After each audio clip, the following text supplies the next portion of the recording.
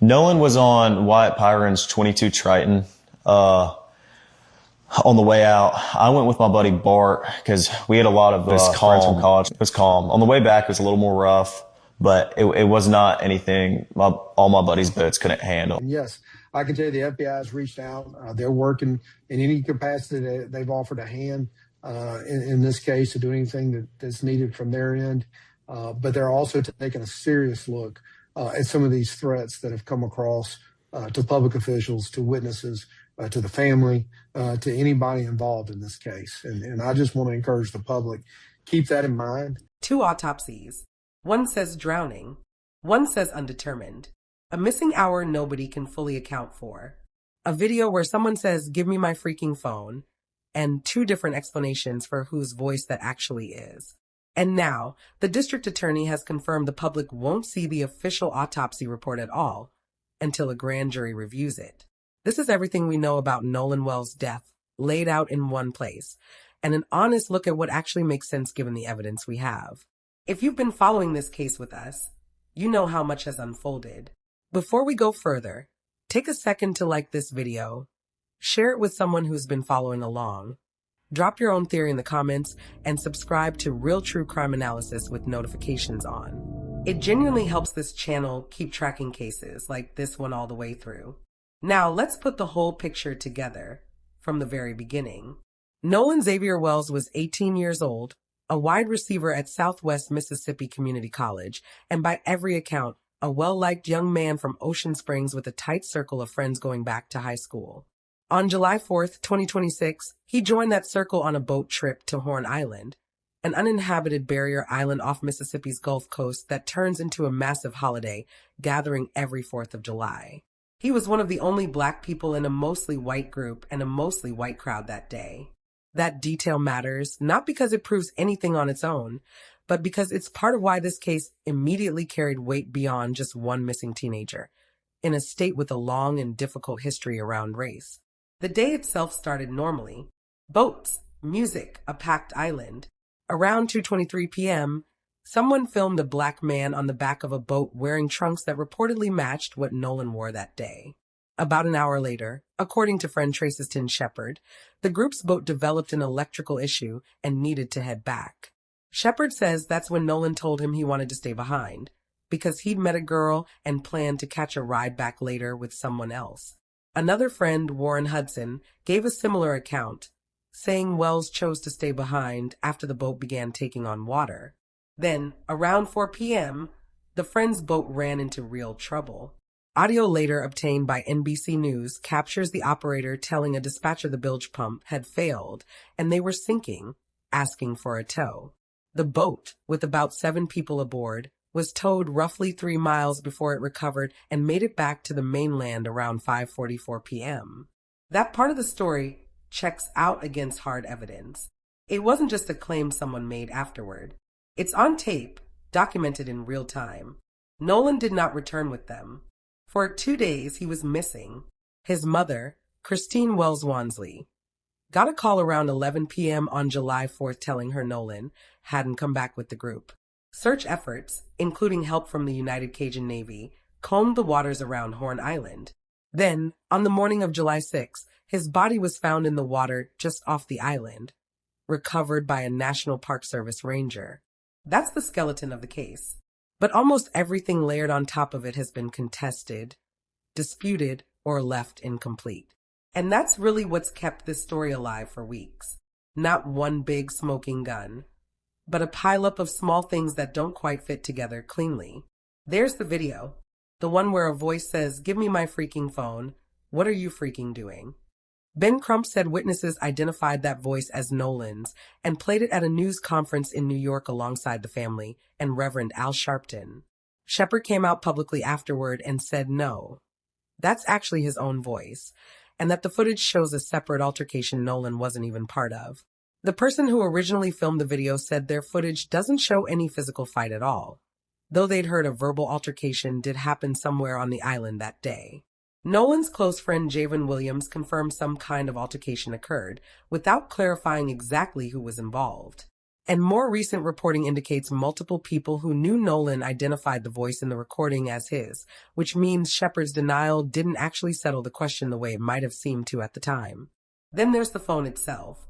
Crump has pointed out that Wells' phone and keys were returned to his family by someone other than Nolan after the trip. If he planned to stay behind and get a ride later, why wasn't his phone with him? That question hasn't been answered anywhere in public reporting, and it remains one of the more genuinely puzzling details in this entire case. Now, let's talk about the two autopsies, because this is where the case gets even murkier instead of clearer. The Mississippi State Medical Examiner's Office performed the official autopsy on July 7th, one day after Nolan's body was recovered. Jackson County Coroner Bruce Lynn said publicly that there were no immediate, obvious signs of foul play or trauma. That statement offered some reassurance early on, but the full report was never released because the office was still waiting on toxicology results, which can take 6 to 8 weeks to complete. Unsatisfied with the pace and transparency of that process, Nolan's family made a striking decision. They had his body flown out of Mississippi entirely to Washington, D.C., specifically so they could have an independent examiner with zero ties to Mississippi law enforcement look at their son's case. That examiner was Dr. Roger Mitchell, Jr., a board-certified forensic pathologist, president of the National Medical Association, and former chief medical examiner for the District of Columbia. His exam was performed July 10th, funded privately by Colin Kaepernick.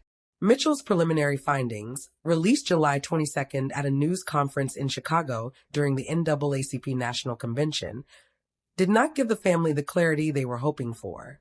He wrote that Nolan's cause and manner of death were undetermined. He listed real, specific limitations. He couldn't directly examine the airway and lungs for water. He couldn't examine the stomach for gastric contents.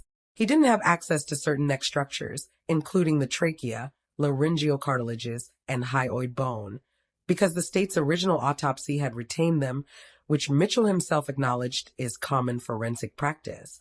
But because of that gap, he said plainly that he could not rule out injury to the neck as a contributor to or cause of death. He also found something else worth noting: red discoloration in the soft tissue at the back of Nolan's head. He was careful not to draw conclusions from it. It's not clear what caused it, or whether it connects to his death at all. Mitchell found no lacerations, fractures, or deep tissue injuries, though he noted decomposition can obscure surface bruising, especially during a second exam performed after the body has already been through one autopsy. Crump summarized the situation with a line that stuck with a lot of people following this case. He said the condition of Nolan Wells before he entered the water would be the crux of the matter. In other words, the most important moment in this entire story might be the one nobody has fully reconstructed. Not what happened in the water, but what happened right before it. So where does that leave the physical evidence? 2 examinations. One suggests drowning. One can't confirm anything and specifically won't rule out the possibility that something else contributed. Neither is a complete, final answer. And now here's a piece of this puzzle we haven't covered before. On July 23rd, District Attorney Angel Myers McElrath released a statement confirming that the official autopsy report, the one from the state medical examiner, will not be released to the public at all right now. Not after toxicology comes back, either. It will be withheld until a grand jury reviews it. She explained this isn't some unusual move designed to protect anyone specifically. She said every death in the county, aside from natural causes and non-criminal car accidents, goes before a grand jury as standard procedure, and that she's handled cases this way her entire career. She was direct about why more hasn't been shared publicly, saying Mississippi's rules of professional conduct restrict what a prosecutor can release during an active investigation, and that this restraint exists to protect the integrity of the process, not to hide the truth from anyone. She said plainly, the pressure for answers does not change what the work requires. That's a meaningful shift in how this case will play out. It means the public likely won't get a clear, official answer on cause and manner of death anytime soon. It also means the grand jury process itself becomes the central event to watch going forward, rather than any single autopsy report. Now let's talk about something else we haven't fully covered, because it's become its own significant thread in this story. The FBI is involved in two separate ways, and it's worth being precise about the difference because a lot of chatter online blurs them together. The first is straightforward. The FBI is helping examine digital evidence, phones, photos, video, collected as part of the investigation. Sheriff Ledbetter has said this isn't out of the ordinary, since Horn Island sits on federal land, and his office regularly works alongside the FBI in that jurisdiction. The second is more serious, and it has nothing to do with what actually happened to Nolan on July 4th. As this case grew in national visibility, people connected to it started receiving threats. Jackson County Chancery Judge Ashley Cole, who is the stepmother of one of the boys who was on the boat with Nolan, said her family received waves of death threats and made the decision not to speak to press further, though she said she would share everything she knew directly with Nolan's family and their legal team. Trace's Tin Shepard said he and other friends have also been targeted. Mississippi's Department of Public Safety Commissioner Sean Tyndall said the FBI has been taking a serious look at threats made against public officials, witnesses, and Nolan's own family, and that false information circulating online has fueled real anger that's crossed into criminal territory. Mississippi's Attorney General Lynn Fitch has said her office will hold accountable anyone who threatens the people involved in this case. This part of the story has also taken on a political dimension. Governor Tate Reeves publicly blamed Ben Crump and Al Sharpton for what he called stoking division for personal gain, saying local and state investigators are conducting a thorough investigation and will follow the facts wherever they lead. That's a notably sharp statement from a sitting governor, and it shows how much this case has become tangled up in broader political and racial tension, separate from the actual forensic and investigative questions about what happened to Nolan. So now, let's step back and think through this honestly, based only on what's actually been established. I want to be clear that everything I'm about to say is analysis, not confirmed fact, and I could be wrong. But here's what seems most logically consistent with the evidence we have. The boat malfunction appears to be real and well documented. There's audio of it happening in real time, not reconstructed after the fact, which makes it one of the more solid pieces of this story. That part of the timeline likely isn't fabricated. What's far less settled is the hour or so before that emergency call, the window where Nolan was reportedly last seen around 3 p.m., and where accounts of why he stayed behind and what happened around him start to diverge. Multiple friends have given a consistent story that he stayed behind for a girl. That consistency counts for something.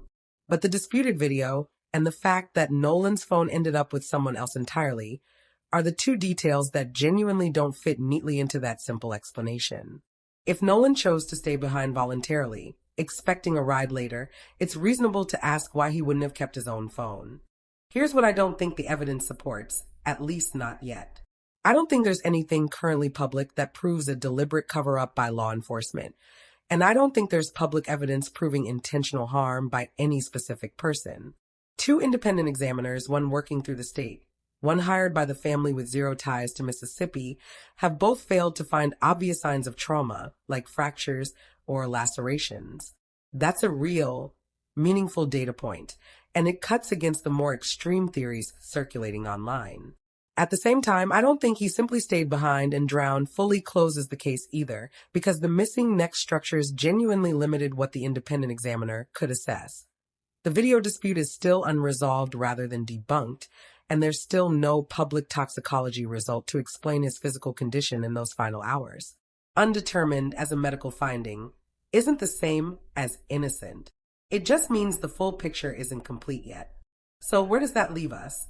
Most likely, in my honest reading, this is a case where a genuinely chaotic, unsupervised holiday involving a large crowd, a real boat emergency, and a group of teenagers making decisions without adult oversight created conditions where something went wrong, and where exactly what went wrong may never be fully reconstructed with total certainty. That doesn't rule out something more troubling happened. It just means the current public evidence doesn't clearly point to one specific explanation over the other. What do you think? Does the boat malfunction audio convince you this was simply a tragic accident set in motion by bad timing? Or do the unresolved details, the video, the missing neck structures, the phone, the withheld autopsy, tell you there's more here that hasn't come out yet? Here's what we know for certain one more time, all in one place. Nolan Wells went to Horn Island on July 4th with a group of friends.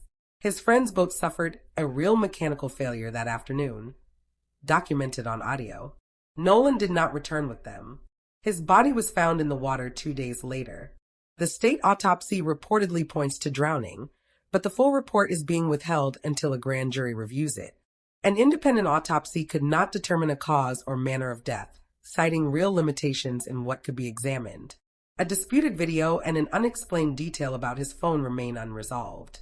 And separately, the FBI is investigating serious threats made against people connected to this case, driven by the intense national attention it's received. What we don't know may end up mattering just as much as what we do. We don't know what happened in that missing hour. We don't know independently whose voice is actually in that video. We don't know the toxicology results. And we won't know the official cause and manner of death until a grand jury has reviewed the full case, whenever that process concludes. This is a story that's evolved almost weekly since early July, and it's likely to keep evolving. Share your honest thoughts in the comments, respectfully, because there's a grieving family and a lot of people connected to this case who are still living through it in real time. If you found this analysis informative, don't forget to like this video, subscribe to Real True Crime Analysis, and turn on notifications so you never miss another investigation. Thanks for watching, and I'll see you in the next case.